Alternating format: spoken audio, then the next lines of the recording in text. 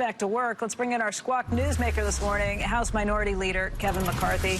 And Mr. Leader, thank you. It's good to see you. Let's talk about what Kayla was just talking about, where we stand with the China trade talks right now. What's your best guess? Well, it shows to me that we're getting very close to be able to have a deal. But the most important thing that we can do to make sure we get that China agreement, this month, let's pass the USMCA.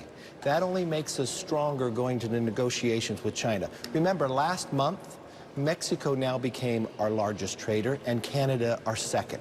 This is a critical time that could only make us stronger. And if it comes to the floor, it will pass. But the challenge here is one person controls all that, the Speaker of the House calling it up to the floor. But it could help us end what's going on with China and make us stronger in those negotiations come November. The last reporting I'd seen suggested that Nancy Pelosi is in good faith talks with the administration right now, working on having that happen. Is that your understanding of the matter?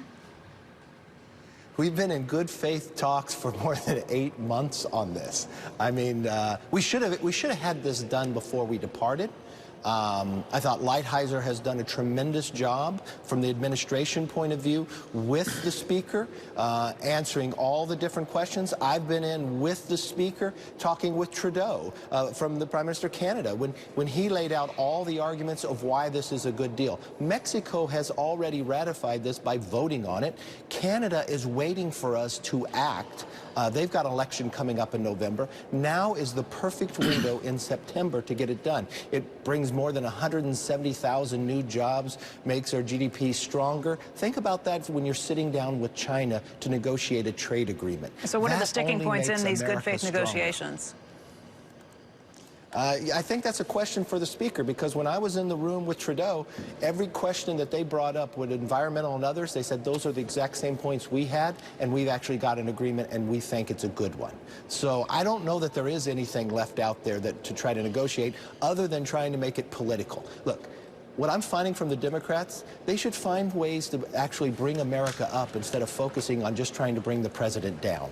That's the key part that I think comes with this.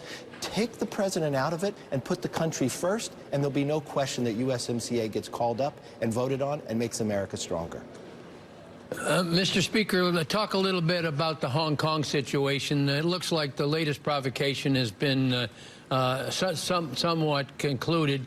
Do you think this is the first of many? In other words, do you think China is going to continue to interfere in Hong Kong in terms of trying to dictate what they do and exert more control in the days future? I think so. The answer is yes, and I think America should stand with anyone who stands for freedom.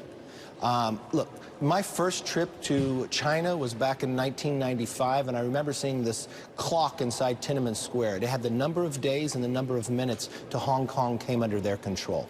This is something long-term that they've been trying to focus on. But their agreement with having Hong Kong was fundamentally different than what they're doing today. They're more controlled, they're more concerned about how they control their people.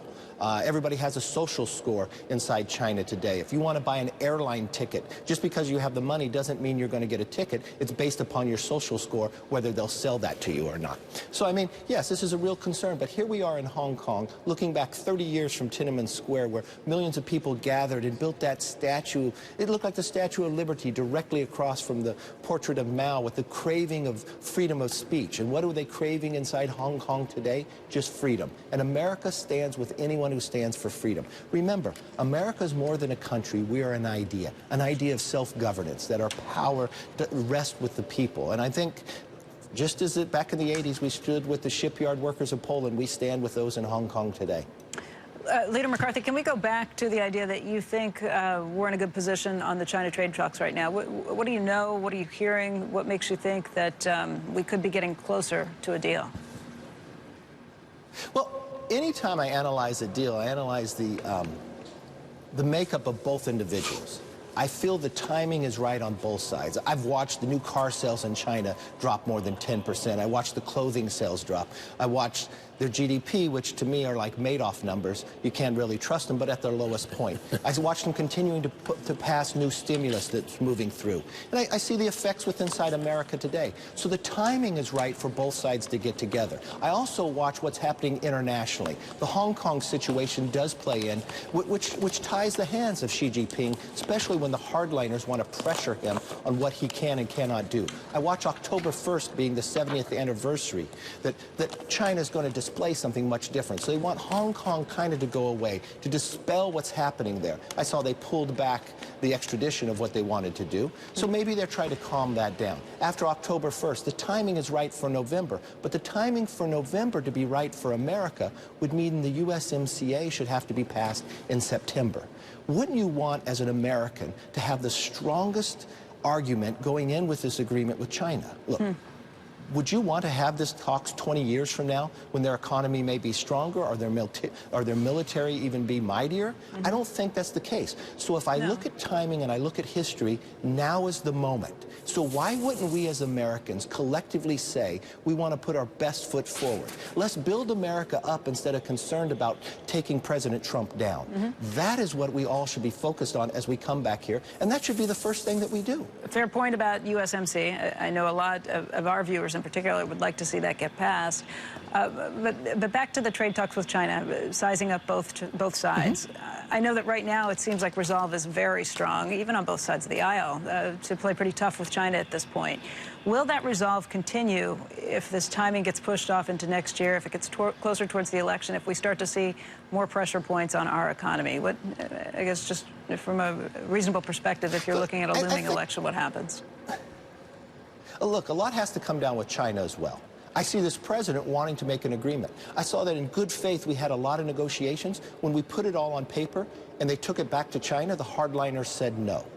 So it comes to a point, can China make an agreement? They're hurting every single week it goes through. That supply chain continues to lead. They're feeling it. But they also think in dynasties, why we think in every 2-year elections. Long term, we would be better to make sure that we get an agreement at the end of the day. So anything that we can do to strengthen the hand of America in this negotiation, we should do. And that's why I do go back to USMCA. But also, in most negotiations, if you followed with business and others, when they get raised to a point where it's affecting both sides, that's normally when both sides come to the table and find a time to have an agreement.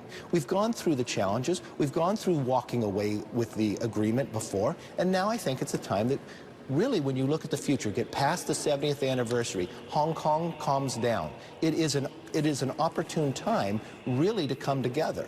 And I think that will only make us stronger in the long run and make the next century ours. Leader McCarthy, thank you for your time. We're at a better point right now to have this negotiation. Thank you very much. No, go ahead. Finish your point, sir. We're at a stronger point ever to have this negotiation.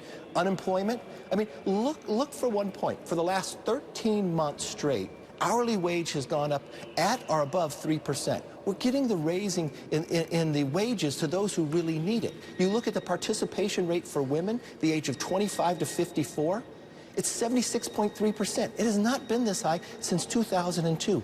This is the opportunity and the moment when America should have this discussion and America should come to an agreement with China. Kevin, thank you for your time. It's always great to see you.